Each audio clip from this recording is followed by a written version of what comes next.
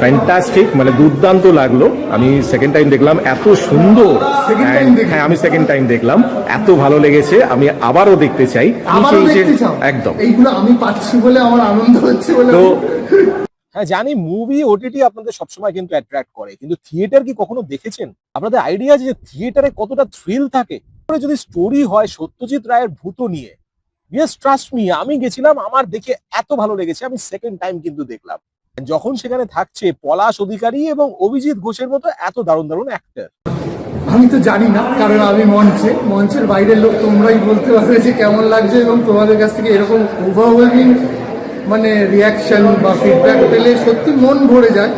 যাই হোক, সত্যজিৎ রায়ের ছবিতে তো কাজ করার সুযোগ কোনোদিনও হবে না, বা সত্যজিৎ রায়ের গল্পে এরকম থিয়েটার করতে সুযোগ পেয়েছি, এবং আমাকে ভেবেছেন অন্তরা চ্যাটার্জি, দেবাশিস চ্যাটার্জি, এবং সবচেয়ে বড় কথা হচ্ছে এই যে প্রেজেন্টেশনের কথা বললে তার কাছে কৃতজ্ঞ থাকবো সুমিত কুমার রায়, যার এই প্রেজেন্টেশন এত ভালো লাগছে। আমাকে যদি ভালো লেগে থাকে, তার আমি মনে করি 100% ভাগ হচ্ছে সুমিত কুমার রায় যেভাবে তৈরি করেছেন, যেভাবে ভেবেছেন, আমার মাথায় চরিত্রটাকে বসিয়েছেন।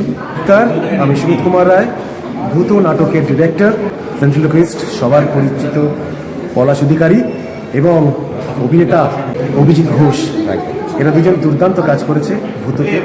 আপনারা দেখতে আসুন, এবং তার সাথে দেখতে আসুন এক ঝাঁক নতুন ছেলেমেয়েরা, যারা অদ্ভুতভাবে একটা ডিজাইনিংয়ের নতুন একটি সংজ্ঞা তৈরি করেছে নাটকে এবং মঞ্চে, যার কারণে সব জায়গাতেই এই ছেলেমেয়েদের কিন্তু ভীষণ নামডাক হয়েছে।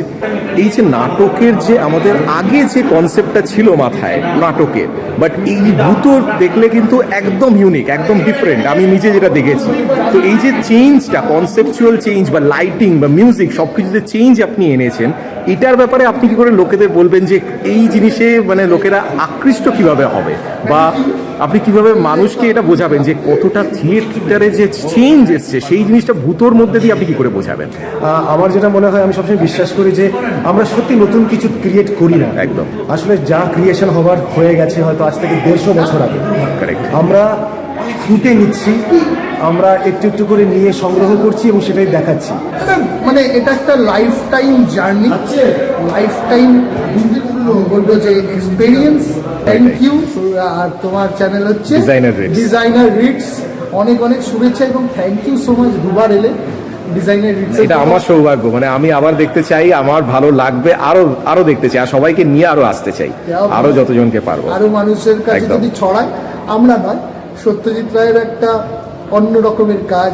সত্যজিৎ রায়ের গল্প নিয়ে তো ছবি অনেকে দেখেছে, তার ডিরেকশনে, কিন্তু এইরকম একটা ভৌতিক একটা গল্প অন স্টেজ লাইভ, দারুণ, সত্যি দারুণ, মানুষের কাছে পৌঁছলে thank you so much, thank you.